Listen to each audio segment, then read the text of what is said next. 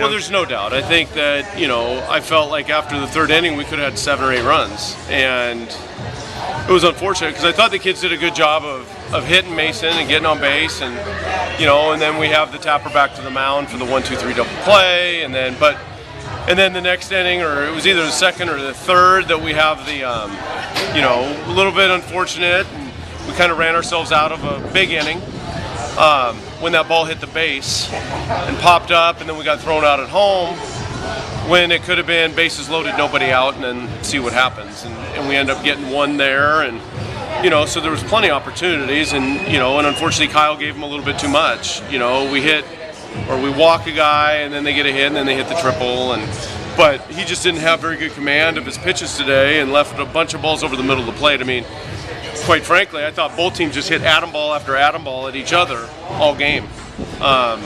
The wind obviously kept a lot of balls in the yard. I bet there would have been about 7 homers today had the wind been still or whatever, because AJ lost a homer to it. They probably lost 3. I bet we lost a couple. That game, the way both offenses swung, should have been about a 16-14 game instead of 7-5. And I didn't think, like I said, obviously they're probably feeling like they didn't pitch great. I thought Muse Fisher did a good job to come in and kind of stem the tide. And I was proud of our kids for coming back. We were down 5-3, and then we put up the 2.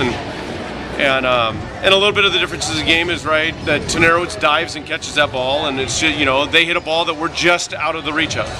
And Knapp runs the ball down in the gap on AJ's ball up against the wall, and Bobby gets to it, but it hits the heel of his glove and pops out.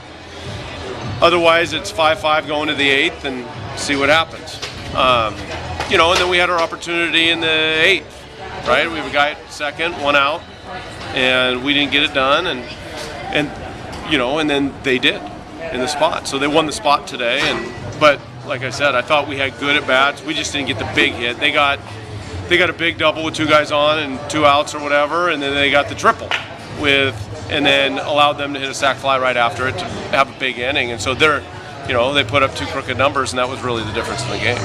When you play in conditions whether it's the wind or if there's rain or anything like that, how much do you adjust your coaching based on the conditions? Like, say today, as calling pitches, do you call more fastballs up in the zone or anything like that, knowing that the ball's not going to go anywhere? Because, I mean, you think about a couple of the balls. Celsi smoked a ball to left center, and Pearson smoked a ball to left, and they both go for doubles. They could be homers, but there was a lot of high air that were just outs, and the outfielders are running in on balls that normally they would go back on, and so yeah, I think there's some of that.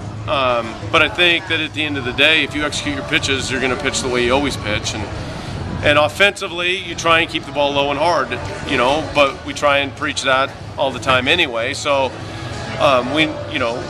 it's not tough to defend high air. It's either a homer or you're out, one of the 2, right? And so I thought, I was pleased with the kids, the way they fought, and we'll come back tomorrow and have a good game.